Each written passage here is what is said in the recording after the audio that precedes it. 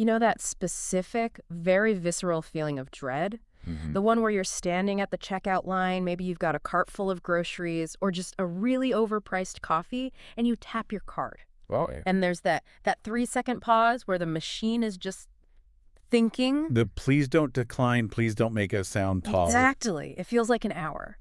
That singular moment of mild panic where you question every life choice you've made in the last month. I'm with you. It's funny, we talk about adulting all the time. Like, it's just, I don't know, doing laundry or managing to keep a house plant alive. Which is harder than it looks, by the way. It is. But if we're being honest, the real final boss of adulting isn't the laundry. It's money. It is. And specifically, all the anxiety that comes from not understanding it. It's just this low-level hum in the background of your life. It is the universal stressor. Yeah. But what's fascinating is that the source material we're covering today, Financing Your Future, A Guide to Financial Independence, it argues that the anxiety doesn't necessarily come from a lack of money. I mean, obviously, having zero money is stressful. But the guide argues the anxiety largely comes from a lack of a system, a lack of control. Right. And that is our mission today. We are doing a deep dive into this really comprehensive guide to financial independence. And before you tune out, because we said the F word, finance, I promise you, we're not just going to read spreadsheets at you or scold you for buying a latte. Please buy the latte. The guide is very clear about this. The latte is not the reason you aren't a millionaire. Thank you. That is the validation I needed today. The goal here is to shift the mindset. Right. The guide frames money not as the scarce thing you have to, like, hoard under a mattress, but as a tool. A tool for freedom. A tool for freedom. It's about moving from money controls me to I control the money. So let's start at the absolute bottom. The guide actually takes a moment to define what money is. Which feels a little unnecessary at first, right? It's the green stuff on my wallet or the digits on my screen. Yeah, exactly. But the definition actually matters for how you treat it. Historically and, functionally, money isn't just stuff. It's a technology that solves a very specific problem. The coincidence of wants. The coincidence of wants. That sounds like a rom-com title. It does, doesn't it? But think about it. If you make shoes and you want eggs and we don't have money, you have to find a chicken farmer who just happens to be barefoot and wants your specific size of shoe. So it's barter, which Sorry. is incredibly inefficient. Massively inefficient. So money is just the bridge. Got it. It's a technology with 3 core functions. First, it's a medium of exchange. It replaces that awkward barter system. Second, it's a unit of account. Okay, what's that? This one is often overlooked. It just allows us to measure value, to say that a car is worth, say, 20,000 times more than a banana. It gives us a common language for value. And the third one? And the third is the big one for our discussion today. It is a store of value. It allows you to freeze your labor today and use it 20 years from now. Right, because if you grow tomatoes, they just rot. You can't save them for retirement. Exactly. But if you sell the tomatoes for money, you can store that value. And the guide takes us on this wild history tour, from trading seashells and salt to minted coins to paper money, which apparently started in China. During the Tang Dynasty, yeah. Yeah. All the way to digital currency and crypto. And that trend is important, right? The fact that it's getting more abstract. It's becoming less physical. It used to be a gold coin you could literally bite to prove it was real. Now, just data entries on a server somewhere. It's pixels. Which makes it feel less real. Maybe that's why it's so much easier to spend. Precisely. The guide emphasizes this heavily. While the form has changed from shells to Bitcoin, the psychology haven't. Money represents value, and more importantly, it represents trust. So it's not just math. It is not just math, and that's the core insight of the book. Really, it's about values. It's a reflection of what you prioritize and what you believe. That really stood out to me. We treat it like a math problem, but it's actually an emotional problem. But let's get out of the philosophy and into the mechanics, because the guide is very practical. Very. It splits this whole adulting game into 2 halves, defense and offense. And defense is where everyone has to start. Where You can't win the game if you're letting in goals every 5 minutes. Yeah. Right. Defense is about stopping the bleeding. Which brings us to the most hated word in the English language, the B word.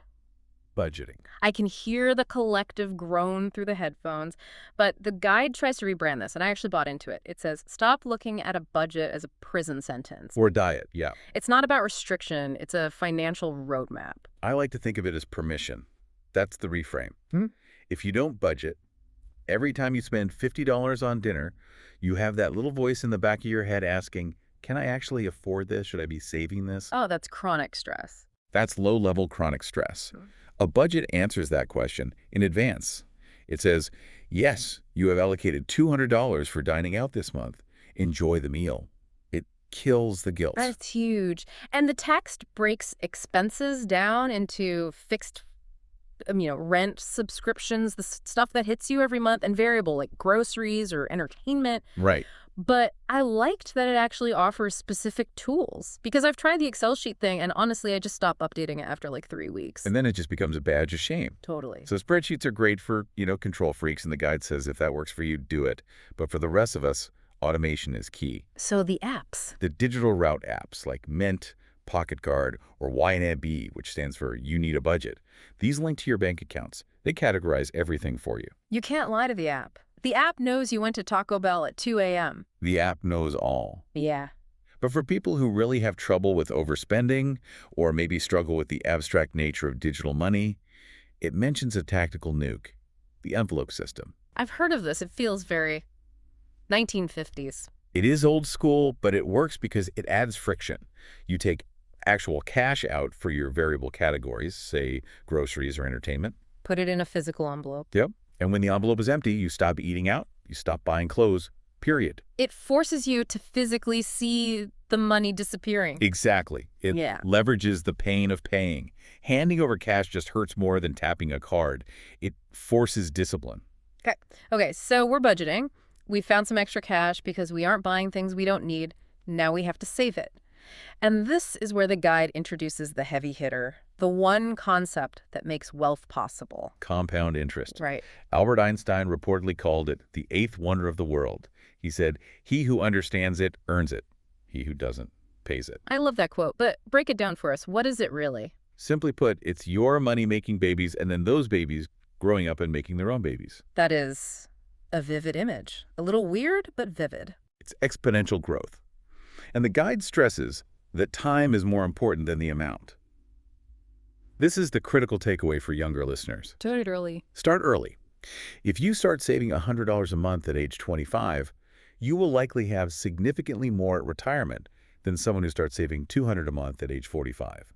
You just can't make up for lost time. So literally, laziness is expensive. But where do we put this money?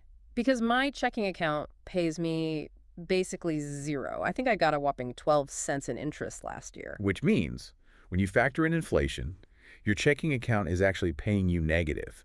You're losing purchasing power every single day that money sits there. So what's the move? The guide suggests a hierarchy. You need a regular savings account for immediate access.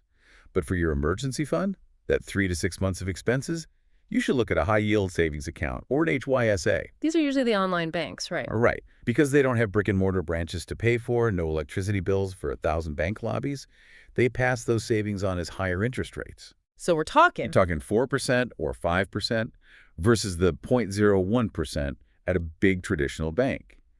It's literally free money for doing nothing different. And for specific things like saving for a car or a wedding, the guide suggests goal-oriented accounts. Segregation is a great psychological hack. Don't put your vacation money in the same pile as your car repair money. If you see a big lump sum, you'll spend it. If it's labeled new tires, you won't touch it for a trip to Vegas. Okay, that's the defense. We are budgeting, we are saving. Now we have to talk about the trap, the double-edged sword, debt. Right. Debt is simply borrowing money plus interest. It's buying something now with money you haven't earned yet. And in exchange for that convenience, you pay a premium. But the guide makes a distinction here. It's not all bad. Correct. There is investment debt. A student loan theoretically increases your future earning power. A mortgage allows you to build equity in an asset. Those can be net positives. The bad debt is the consumer debt.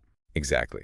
High-interest credit cards or auto loans for cars you can't really afford. You're paying interest on something that is either gone, like a vacation, or losing value like a car.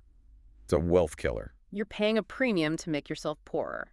That's it. So if someone listening is currently in that hole, and a lot of people are, the guide offers two shovels, two strategies. The Snowball and the Avalanche. A classic debate. This is the battle of math versus psychology, isn't it? It is. The Avalanche method is the mathematical answer. Yeah. You list your debts by interest rate, you pay the minimums on everything, and throw every extra dollar at the debt with the highest interest rate. This saves you the most money over the long run, period. But we aren't robots. We're emotional, irrational creatures who need motivation. Which is why the Snowball method often works better in practice. You ignore the interest rate, you list debts by size, smallest to largest, you attack the smallest one first. Why? Why pay off a 5% loan when I have a 20% loan sitting there? For the dopamine hit, if you have a $500 medical bill, wiping that out completely feels amazing. You get a win. You see a debt disappear from the list. And that psychological boost gives you the momentum. It gives you momentum to tackle the next one. The guide argues that for many people, behavior modification is more important than math optimization. If you need the win to keep going, do the Snowball. I actually love that. Know yourself. If you need the cheerleading, do the Snowball. If you're a spreadsheet warrior, do the Avalanche. Now, closely related to debt is the reputation score. The credit score, ranging from 300 to 850, it's basically a grade on how good you are at borrowing money. And it's not just for loans anymore. Landlords look at it. I've even heard of employers checking it. It's like your permanent record. It is a proxy for responsibility in our society, for better or worse. So how do we game this? The guide lists the metrics, obviously pay on time, that's the big one. But the one that always confuses me is credit utilization. This is the silent score killer. Utilization is just how much of your available credit you are currently using. And the guide gives a hard rule. Keep it under 30%. Okay, so if I have a credit card with a $10,000 limit, I should never have a balance of more than $3,000. Exactly. Even if you pay it off in full every single month, if the snapshot is taken when your balance is at $9,000, you look risky to the algorithm. It looks like you're maxing out your resources. That is wild. So you could be a responsible payer, but if you run your card up to the limit every month, your score still suffers? Yes. The trick is to either ask for a higher limit and not spend it, or make payments mid-month to keep the balance that gets reported low. Pro tip right there. And one more thing on credit.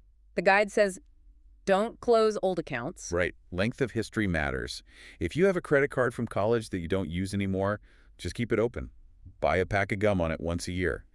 If you close it, you shorten your average credit age and your score drops. Okay, so we've defended our castle. We're budgeting, saving, managing debt. Now we switch to offense. This is the fun part. Investing. Investing. This is the transition from just preserving wealth to actually growing wealth. And we have to make a clear distinction. Saving is for safety. Investing is for beating inflation.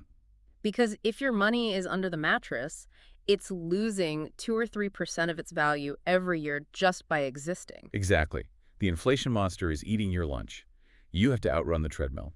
The guide breaks down the menu of options: stocks, bonds, real estate. Can we do a quick, I'm 5 on these. Sure. Stocks are ownership. Yeah. You buy a tiny piece of a company, the company grows, you make money. If it crashes, you lose money. High risk, high reward. Okay. Bonds are a loan. You loan money to the government or a company, and they pay you back with interest. It's safer, but the returns are lower. And real estate. Tangible assets, you get rental income, plus the property value hopefully goes up. Yeah. But it requires work. It's not passive. Then there's mutual funds and ETFs. Think of those as baskets. Mm-hmm. Instead of trying to pick the one winning stock, which is really, really hard, even for professionals, you buy a basket of 500 stocks. You just get the average return of the market. It's the smartest play for most people. By far. The guide does mention crypto and collectibles, but it puts a big warning sticker on them. They are speculative. High volatility.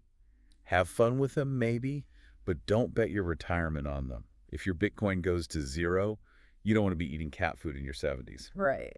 Speaking of retirement, this section had my absolute favorite concept: free money. The employer match. It blows my mind that people leave this on the table. If your job offers a 401k match, that is part of your salary. Yeah. If you put in 3% and they match 3%, you just made a 100% return on your investment. Instantly. 100%. Warren Buffett can't guarantee you that. Your HR department can. Take the match. And then comes the alphabet soup of taxes: traditional IRA versus Roth IRA. The guide uses a farming analogy that I thought was helpful. The seed versus harvest analogy. Right. So with a traditional IRA, you don't pay taxes on the money now. You get a tax break on the seed. Correct. But when you retire and pull the money out, the harvest, You pay taxes on everything, the original money and alt growth. Exactly. It's tax me later. Hmm. A Roth IRA is the opposite. You pay taxes on the money now, on the seed, but the money grows tax-free forever. When you retire, the entire harvest is tax-free. So if you're young and you aren't making a ton of money yet, You are likely in a lower tax bracket now than you will be when you're 60. So pay the taxes now, get them out of the way. The Roth IRA is arguably the most powerful wealth-building tool for young people. and the best part is you don't need to be a finance bro and a fleece vest on Wall Street to do this anymore. Not anymore. The barrier to entry is gone. You can download an app and buy $5 of an index fund while you're waiting for the bus. The only barrier left is you. Okay, let's pivot to the final section of the guide. Real-world navigation. This is the stuff that usually smacks you in the face when you aren't looking. Like insurance. Insurance. The safety net. It's the least sexy topic, but it's essential. It is. The guide focuses on the trade-off between premiums and deductibles. I always mix these up. Break it down. Think of the premium as the subscription fee. You pay it every month just to have the insurance. The deductible is the door charge. If you get in a car accident, you have to pay the first $500 or $1,000, that's the deductible, before the insurance company pays the rest. So if I want a lower monthly bill, You have to accept a higher deductible. You're taking on more risk yourself. If you have a healthy emergency fund, you can afford a higher deductible, which saves you money month to month. It's a betting game. You're betting you won't get in a crash. the guide lists the must-haves. Health, obviously. Auto. But it specifically shouted out renter's insurance. Because nobody buys it. Yeah. And it's so cheap. For the price of 2 coffees a month, it covers all your stuff if your apartment floods, burns down, or gets broken into. If you rent, get it. Today. Now let's talk big purchases. The guide zooms in on cars and housing, the two biggest wealth transfers in your life. With cars, the guide warns against the monthly payment trap. This is how dealerships get you. They ask, what do you want to pay monthly? You say $400. And then they extend the loan to 7 or 8 years to hit that number. You end up paying double what the car is worth in interest. You are underwater on that car for almost the entire time you own it. And you have to look at the total cost. Insurance for young drivers is astronomical. Gas, maintenance. If you're pushing your budget to buy the car, you won't be able to afford to drive it. The guide also touches on leasing versus buying. Leasing is basically a long-term rental. It's great if you need a new car every 3 years and don't care about owning anything. But buying, and specifically buying used, is generally the better financial move. Generally, yes. Yeah. You build an asset, even if it's a depreciating one. Then there's housing, the American dream. But the guide is pretty nuanced here. It discusses renting versus buying, but also co-living and living with the parents. Which is becoming the norm, and the guide defends it. It says moving back home is a valid strategic financial move. If, and this is a big if, you use it to save. Right. If you move home and spend all your money on clothes and trips because you don't have rent, you're just regressing. Exactly. You need boundaries. Treat it like a business arrangement. I am living here for 12 months to save $20,000 for a down payment. That's a plan. That's adulting. If you're just there to have your mom do your laundry, that's childhood. Finally, for just general day-to-day spending, the guide suggests the wait rule. Simple friction. You see something you want that isn't essential. Wait. Wait 24 hours, wait a week, wait for a sale. I do this with online shopping carts. I fill the cart and then I just close the tab. And 90% of the time, you forget about it the next day. That proves it was an impulse, not a need. Impulse buying is an emotional spike. If you wait, the emotion fades and the logic kicks in. It's about putting a speed bump between your impulse and your wallet. Precisely. So we've covered a lot of ground, from the history of barter to the math of Roth IRAs. If you had to distill this guide to financial independence down to one core philosophy, what is it? It's about control. The narrative of the whole book is moving from being a passenger to being the driver. You start by understanding the tool, which is money. You defend it with budgeting and saving. You manage the risks of debt and insurance, and you attack by investing. It really dispels the idea that you need to be a math genius to be good with money. Or that you need to be rich to start. The recurring theme is that consistency beats intensity. You don't need to hit a home run. You just need to get on base every single month. Starting small and early is mathematically better than waiting until you make it to start managing your money. And I love the definition of wealth that the guide settles on. It's not a Scrooge McDuck vault of gold coins. It's not about diving into a pool of money. Yeah, financial independence is about options. It's the ability to leave a toxic job because you have a year of expenses saved, the ability to take a risk on a new career, the ability to help a family member in trouble. Money buys you the freedom to say no to things you hate and yes to things that matter. That's the goal. Not a Ferrari, but freedom. Well said. Before we sign off, I want to leave everyone with a thought from Chapter 1 that has been sticking with me since I read it. We talked about how money is a reflection of values. So here is the challenge. If a stranger looked at your bank statement right now, without knowing you, without hearing your excuses, what would they say you value most? That is a confronting question. Does your spending align with who you say you are? If you say you value health, but your budget is all fast food, the numbers don't lie. Something to mull over before your next tap to pay. Thanks for diving in with us. Always a pleasure.